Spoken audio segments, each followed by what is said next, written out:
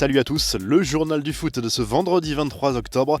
Rebondissement au Barça concernant Antoine Griezmann, alors que la presse catalane avait annoncé que l'attaquant français était d'accord pour baisser à nouveau son salaire.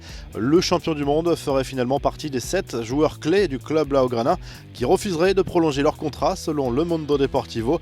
La direction du Barça souhaite prolonger les cadres de l'équipe tout en diminuant les salaires afin de limiter les effets de la crise économique. Le quotidien sportif explique que Griezmann aurait donné son accord avant de faire volte-face. Lionel Messi, Sergio Busquets, Jordi Alba, Philippe Coutinho et Ousmane Dembélé sont également cités dans cette shortlist des joueurs refusant cette proposition. Laissé sur le banc cette semaine en Ligue des Champions, Griezmann devrait être titularisé contre le Real Madrid si l'on en croit les informations du quotidien Sport. Le Français devrait être aligné dès le coup d'envoi sur la droite de l'attaque Blaugrana dans un 4-2-3-1. Et pendant ce temps, Gérard Piqué règle ses comptes avec sa direction. Le défenseur du FC Barcelone a accordé un entretien au quotidien espagnol La Vanguardia et ne mâche pas ses mots envers Josep Maria Bartomeu.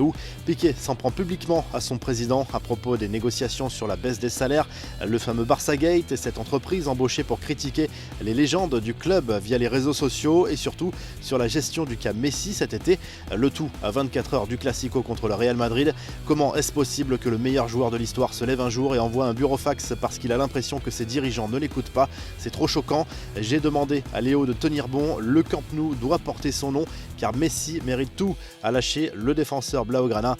Quand les cadres du PSG se rebiffent, d'après l'équipe et RMC Sport, plusieurs joueurs se sont plaints de la gestion du mercato estival du club. Plusieurs d'entre eux ont même eu un rendez-vous avec Leonardo avant la fin du marché estival et n'ont pas hésité à manifester leur inquiétude face au départ de plusieurs joueurs non remplacés. Mbappé, Neymar et Marquinhos faisaient visiblement partie des joueurs qui avaient demandé un entretien avec le directeur sportif du club. Ils ont réclamé des noms à Leonardo. Certains ont été rassurés par les arrivées de Florenzi, Kean, Danilo Pereira et Rafinha. D'autres, au contraire, continueraient en privé de regretter un recrutement au rabais. Les infos en bref, les résultats de la soirée de jeudi en Ligue Europa, naufrage incroyable de Nice sur le terrain de Leverkusen, 6-2. Lille a sauvé l'honneur du football français cette semaine en allant gagner 4-1 sur le terrain du Sparta Prague. Les gros se sont bien comportés. Arsenal a gagné à Vienne, victoire également du Milan AC, de Tottenham et de Benfica notamment. Anecdote sympa sur cette soirée européenne, le joueur d'Hoffenheim, Florian Grillitsch, a été remplacé à la mi-temps, non pas parce qu'il n'avait pas donné satisfaction à son coach, mais parce qu'il a dû rejoindre sa femme en plein match qui était sur le point d'accoucher.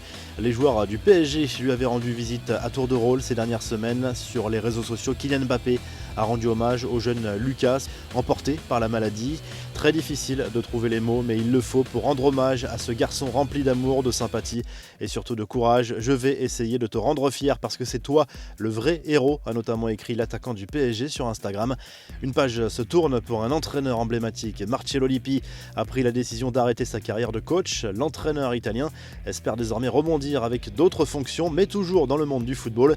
Le message à double lecture de Mesut Özil, en plein conflit avec Arsenal et écarté des listes pour la Première Ligue et la Ligue Europa. Le joueur allemand a rendu hommage à Arsène Wenger pour son anniversaire. Un entraîneur toujours respectueux, juste et honnête, a écrit Özil sur Twitter. Difficile pour les médias anglais de ne pas y voir un tacle indirect à son coach actuel, Mikel Arteta. Enfin, Patrice Evra chambre à nouveau le PSG. La victoire de Manchester United au Parc des Princes a de nouveau ravi l'ancien latéral gauche des Red Devils qui s'est permis de poster jeudi une nouvelle vidéo un brin provocatrice à l'égard des champions de France. La revue de presse, le journal L'Équipe confirme que l'avenir de Zinedine Zidane au Real Madrid est menacé après les 2 dernières défaites contre Cadix en Liga et le Shakhtar Donetsk en Ligue des Champions. Le Classico face au FC Barcelone et le match de C1 contre Mönchengladbach s'annonce décisif pour son avenir. En Espagne, le quotidien Sport rappelle que Lionel Messi est le roi des Classicos à la veille de ce choc de la Liga. L'Argentin a très souvent brillé face au club merengue avec 26 buts à son actif en 43 matchs face au Real. Le Mundo Deportivo fait l'état des lieux à 24 heures du Classico avec Ronald Koeman et Zinedine Zidane à la une. Le Barça s'est rassuré cette semaine en Ligue des Champions alors que Zidane est sous pression avant ce rendez-vous important de la saison.